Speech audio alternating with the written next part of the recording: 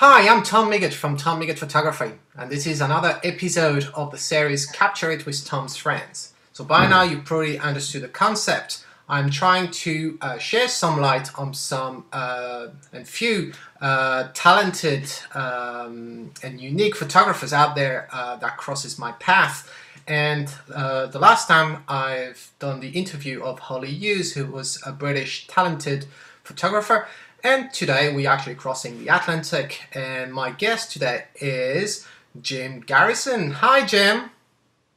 Hello, Tom. How are you doing today? I'm doing absolutely fine, thanks, sir.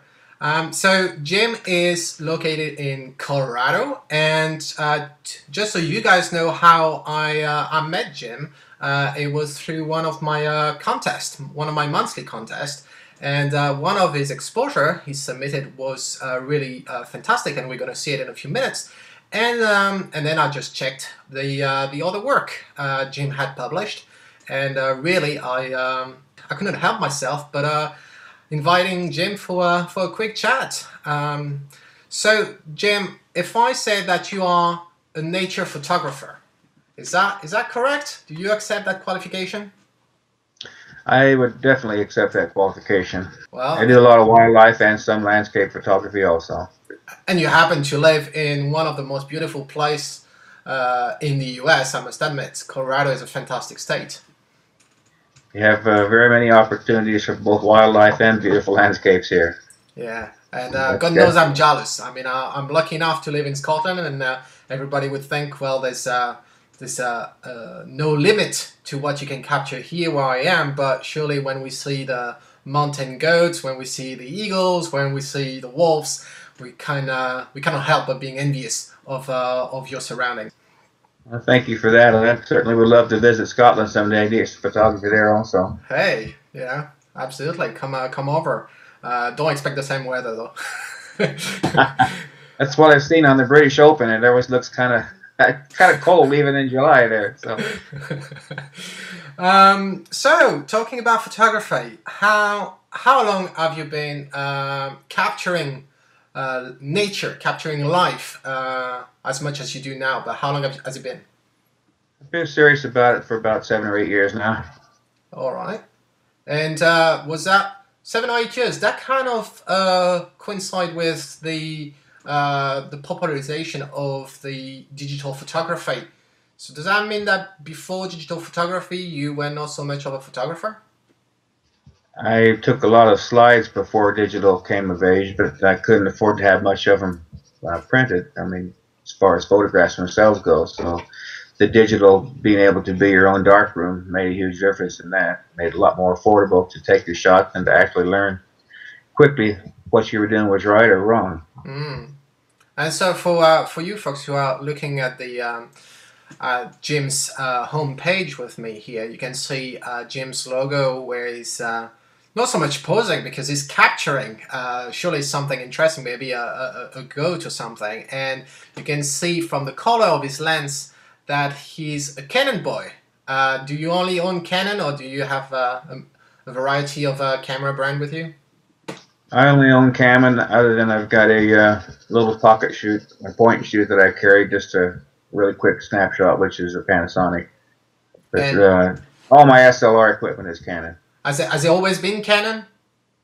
Always has been. Started with Canon and then got too much money invested in glass to change brands now. So it's been a good camera for me. I've had no problems with it. All right. Well, that actually, I'm glad somehow to hear you saying this, because that really add to what I just said in my latest published video on how to choose your first DSLR and choosing your first lens, where the choice that you make on the camera body, on your very first camera body, is pretty much determining the brand for the future, because you won't invest on a whole new equipment in terms of lenses if you've bought some. So what did you start with in terms of DSLR 7, 8 years ago?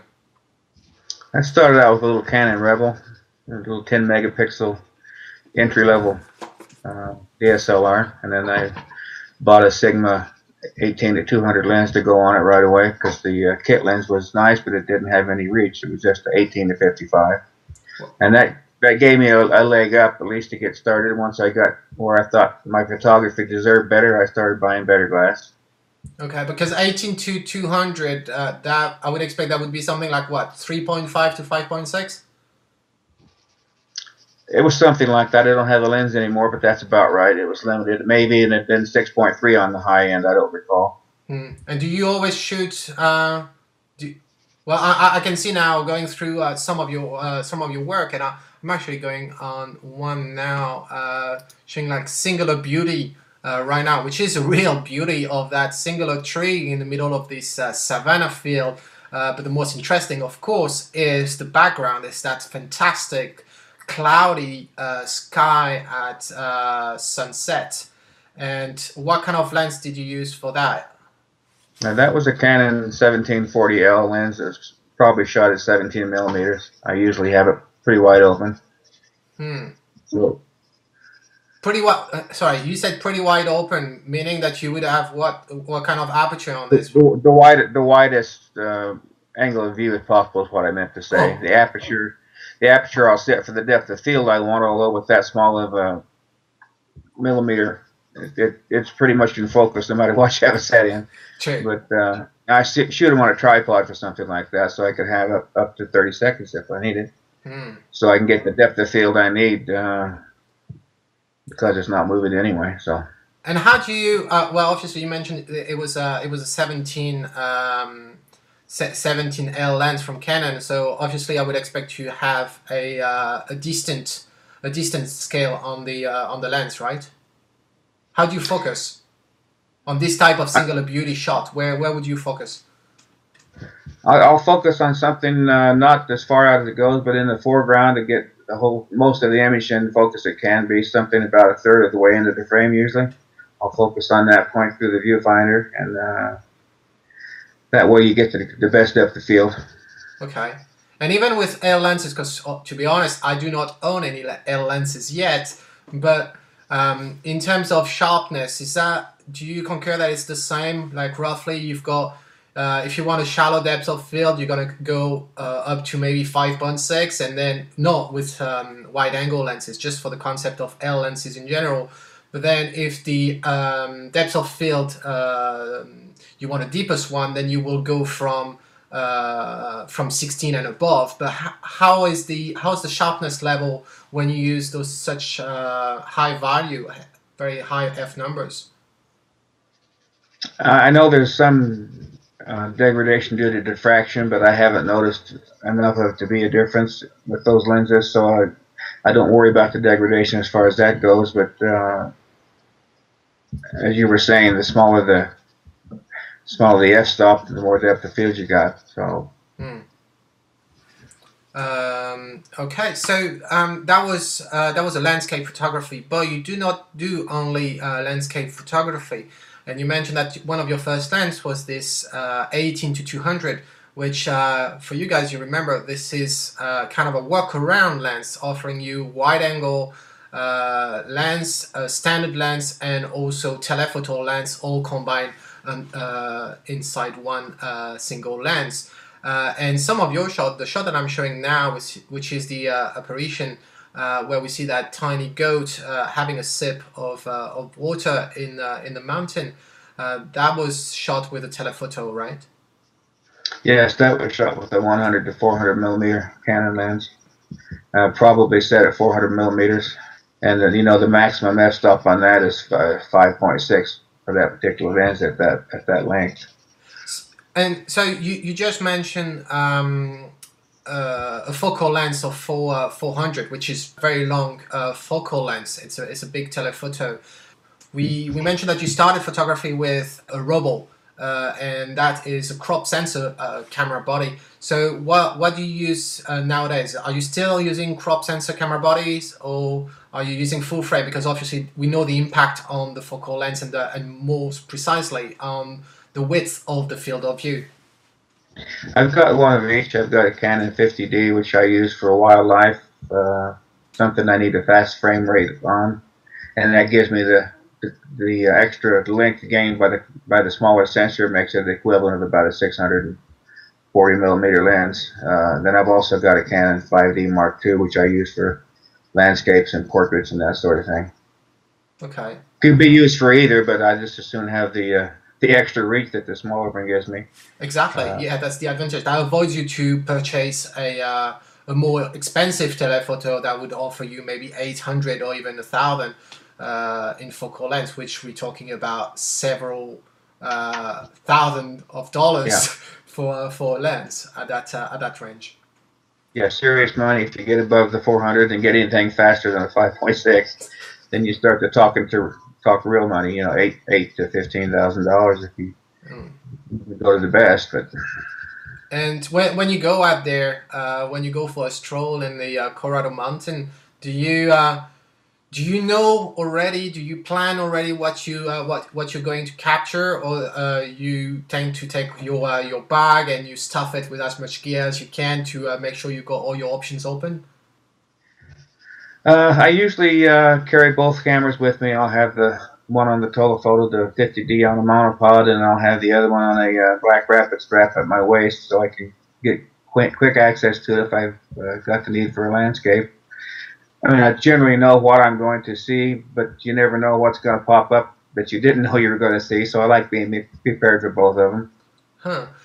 So I just heard Black Rapid. You guys remember when I did the episode on what's in my bag? I did mention you guys that I do not use the standard camera strap that comes with your DSLR, and I promise that I will do a video, kind of a product review of the Black Rapid and why I use Black Rapid. And surely I can imagine. I can't imagine Jim walking up the mountain and having the camera on his neck with a heavy telephoto, and that would be a torture of a full day. Yeah, it would take some of the fun away from And you mentioned also a monopod. I personally do not use a monopod yet. Why a monopod more than a tripod? it. Because I'm usually with the monopod taking pictures of moving animals, and a tripod is just too hard to follow motion with. Is that because of the panning movement? If you've tried to The follow. panning movement or the up and down movement, whatever, if you're looking for a tripod, if something starts to run, it's just very hard to follow it, you know. And with the monopod, you just pick it up. If you want to take it off the ground, you can follow a bird in the air. If you have it on the ground, then you can follow something by panning as it runs. Mm, yeah. With the extra stability, I mean, the lens has got stabilization in it, but the monopod makes it a lot better. Yes.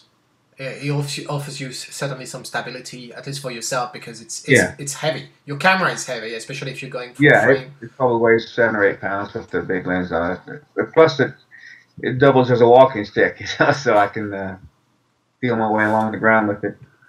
So we talked about capturing the moment, capturing a moving wild animal, and I've just popped up the Mama's Home, where we can see that majestuous eagle landing, about to land on his nest.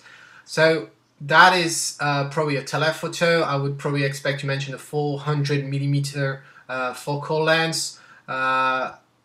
What kind of aperture can you get with that lens, and especially when you shoot so far away? Well, like I say, the largest aperture I can get is a 5.6 if it's extended all the way out to 400. At 100, I believe it's a 4.5. To get the fast enough lens speed, depending on the light, obviously, that was a bright day, so sunlight wasn't really a problem. I think I shot that at about 620, and it was extended to 400 millimeters. Hmm. So 620th of a second. I mean, obviously, if you want to shoot faster ISO, you can get a smaller aperture, but you also have some degradation due to noise the higher you go, with no matter what camera you're using. So Yeah, no, absolutely, and that's one of the reasons why I tend to try to. I actually never go above 100 most of the time unless I'm really capturing something that goes so fast and there's not enough light. But I'm a really sticker to the 100 ISO myself. And how's you since you've got this full frame camera for the 5D Mark II, which is not the latest one for you guys who remember. Canon just released the Mark III, I believe, or Mark III or Mark IV, Mark III. But how's the noise quality on that type of camera? it's extremely good. I mean, I've I try not to shoot above 800 with the Canon 50D. Just, I mean, you get a picture, and a picture is better than no picture. But I'm pretty much of a perfectionist when it comes to pixel peeping. I don't like to see a lot of noise in that image, and I Mm. don't like to blur it out using noise control software. So with the full frame, I can easily shoot 2000 and have the same quality I would have at 800 on the other one. So it's gained quite a bit. The detail on the larger sensor is noticeable. I mean, you see them side by side. They both take good pictures, but if you compared them, the same picture taken at the same time with the different cameras, there would be a noticeable difference between the two. Yeah, and God knows Canon is famous for its ability to really handle ISO very well, comparing to other brand as well. Suffice to say, you just mentioned pixel peeping, and that's something that I think I will need to cover in one of my episodes because it's a dirty habit, isn't it? It is. Yeah, you get it just the way you think you want it, and then all of a sudden you blow it up a little bit and say, "Oh, look at that! I missed something." So you go back to the whole thing again. Oh, that But happens. That happens to me on a few occasions where I even published my pictures on the artistwebsite.com, and then I realized afterwards. I look at it and I'm like, oh my gosh, I forgot this. I forgot that. yeah, exactly. And then you go back to it after you announce it to the entire wide world that you published a new exporter. It's just like I just hope Yeah, that it'll go that quickly on it. But yeah, it's so amazing. what kind of program do you use to in post production then? I use Photoshop Elements 9, Okay. and I've got some plug-in filters. I've got several Topaz add-on filters that I use in conjunction with that, which are pretty darn good actually. But I've never had anything better than the Elements, which has always been sufficient for what I need. No, Maybe I don't absolutely. know what I'm missing, but I can't see that I'm missing anything, but I'm having the full package. So. Yeah, no, it's a good it's a good version, and absolutely, I strongly recommend it, and especially when people think that when we talk about Photoshop, we're talking big bucks. But Photoshop Element is I find it very affordable. Lucky me, working for Adobe. I won't tell you how I get my copies, but but it's Photoshop Element is a fantastic, fantastic version, absolutely. And do you do much post production? Because I'm going back to this singular beauty where we see that majestuous sky, as I said. So is that natural? Did you play with gradient? Well, I use a neutral density filter on when I'm taking sunset shots like that, so I get a different exposure on the sky than I do the ground, which makes me not have to worry about gradients so much. But yes, I do use gradients at times. I will take 2 or 3 images and combine them for different exposures. Hmm. I shoot all my exposures in RAW, so Yeehaw! Stand up for yeah, you. you have to do some post production when you use RAW, and this gives you such a much better finished product and so much more data to work with that I can't understand why anybody wouldn't, other Yeah. than for like family photos or family outings, something like that, where it doesn't really matter. Oh But if you're no. serious, if you want to make something that you can sell, I think you need to shoot it in RAW. Oh, That's just absolutely. my opinion. Absolutely, I wouldn't even restrict it to people who would sell their exposures. I would say if you're going to make exposures that are worth hanging on the wall, Exactly. shoot them raw because even if you don't retouch them that much afterwards, you never know. And God knows we all surprised after we take exposures and we did check the histogram, we did check that LCD, and no matter how big the LCD screen is on the camera, you still go back home and you realize that there's something off. There's something that you didn't capture, and RAW really gives you this power that you simply don't have with JPEG. And there's no much point of using JPEG other than the one you said. If you're going to just shooting at a party at night and you want to take a quick picture like this with your phone or with a point and shoot. But I'm not going to cover the whole thing because I'll do an episode on the three format TIFF, JPEG, and RAW, and you guys will make your own choice. But it's good to hear that another fellow photographer cannot recommend enough this output format. And so you mentioned as well the graduated filter, the ND Grad. Which brand did you go for? I use a Koken filter, which is a fairly inexpensive resin type filter. You put an adapter on your lens, and then you can slide the filter up and down to bring in as much or as little of the gradient as you want to. And since you got a, oh, well, you've got a 17. 17 is 17 your widest angle? Wide. It is. It is. Okay, so you got And what, 77 filter thread? it is a 77 millimeter, yeah. Yeah. So I will say that I cannot use it fully at 17 without getting some vignetting on the image because of the filter holder. which filter holder did you go for? Did you go for the P series or? It's a P series, but it's supposed to be made wider for wide-angle lenses, and it is better than the standard P series. But I think the only way to get away from that would be to go into the really high-end professional series, which I don't feel the need for. I think I can get to about 22 millimeters without any vignetting, which is wide enough for most things. Okay, so that was the Singular Beauty one. Then there's this shot. This is this great, really great shot of Scarface, of this gorilla, and where we can see that, well, he got into a fight of some sort, and but really nice job on the light. And can you tell us? Can you confess that this is a studio shot? No, this was a shot I took at the Animal Kingdom at Walt Disney World a couple of years ago. This fellow was sitting down in kind of a little cave, so there was not a whole lot of shine on him except on his face and shoulders. Wow. So you didn't have any external, you didn't have like external softbox or anything that would really direct the light onto his face the way we see it in the picture.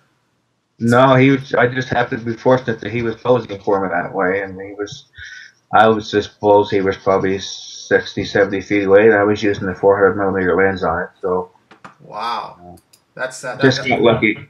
Had to touch up the background a little bit to get some of the foliage out of it, but for the most part, that's what came out of the camera. It was that famous French photographer Garrison who said that it's all about angle and luck. At the end of the day, it's being able to keep your eye open for the moment and be able to capture it. That's completely true. And if you go for it, if you really try to make things happen, you're not gonna get it. It just happened the way it happens, and you have no power over it, and that's how you get it. And we can see your exposure is true to that. The next one is the famous one. For me, which is the When I Grow Up.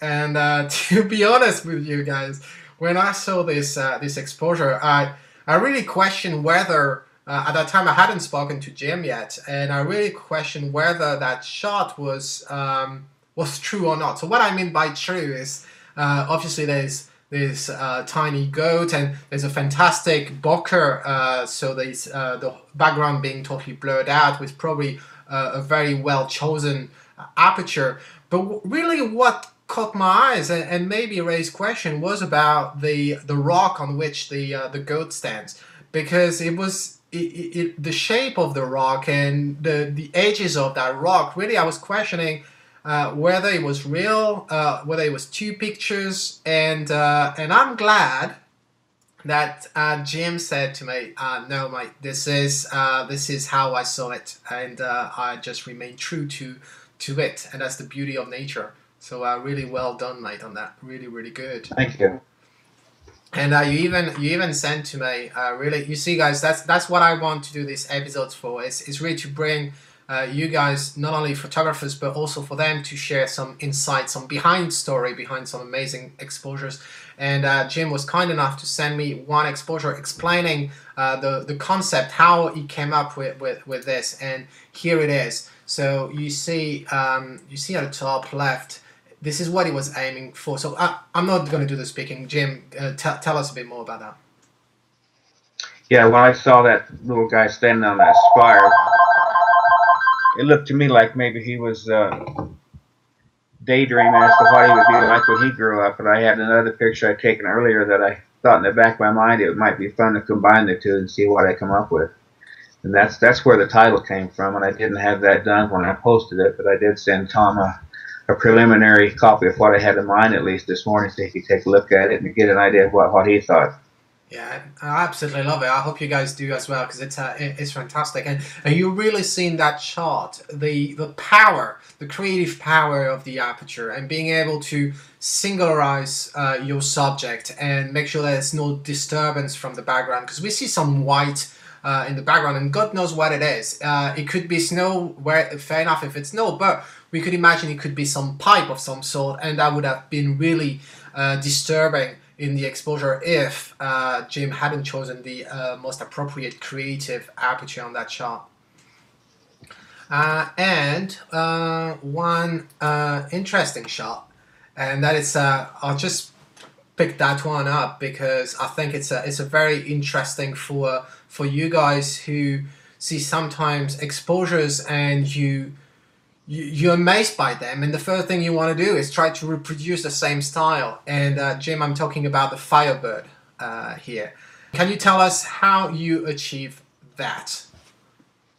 Yeah, that's obviously a combination of two images. You couldn't possibly expose the bird properly and get the sun properly exposed in one shot. You'd either end up with the sun and nothing but a silhouette of the bird, or the bird well exposed and the blown out sky. So the bird was taken circling over me one day, perfectly blue sky, perfectly blue background, so it was easy to separate that with the Photoshop. And then I had a separate exposure I'd taken of a sun and a cloudy day, and I thought they made that nice combination together. So I used the sun for the first print, and then overlaid the circling hawk on top of it, and that's what I came up with. So I think it worked out pretty well. Absolutely, it's a brilliant shot. I totally love it, and you know, often we hear people who do not know anything about Photoshop in general, but we know that Photoshop became a noun, became a common word now, and we always hear people saying, "Oh, that guy's been photoshopped, that girl has been photoshopped in a magazine, or that picture, it's easy, it's all photoshopped." Well, guys, it's not that easy. You know, you needed to have those two great pictures. You needed to have that picture with the eagle at the first place, really being able to have it as sharp as it is, making sure that it's behind a common blue sky that is going to make you able to work with it afterwards in post-production. There is the work on capturing that sun as well, which is not easy to capture a sun, suffice to say. And then there is the great work in post-production to combine those two exposures. And you know, I'm so tired sometimes of hearing people demining the quality of the final exposure by just saying, "Oh well, it's been photoshopped." But and so what? What counts is the final exposure. If you like it, that's all it matters, and it's the beautiful result, really a beautiful result. And the only reason why I wanted to spot that to you guys about the process behind it is simply, as photographers as you might be interested to try to achieve the same thing. And it's important to understand that sometimes you can reach frustration because you're trying something, you truly think that it was made that way, but it's not. And by sharing this with Jim here, that I'm very pleased that at least we brought that to you, and you've learned maybe something through this video chat here. So that's pretty much all the exposures I wanted to highlight today. However, guys, there are, I was going to say hundreds, but probably close to that, hundreds exposures out there open for everyone to admire and to even purchase from the Colorado Trails Photography, which is Jim's website. So really go there, have a look at all the things that he does. He's got fantastic galleries. It's beautiful work, and it shows us that we are lucky at the end of the day when it gives us perspective. So thank you so much, Jim, for really contributing to the dream and contributing to my series and sharing some insight. And you're such a talented photographer. So thank you very much. And until next time, this is Tom Migot saying, if you like it, well, capture it.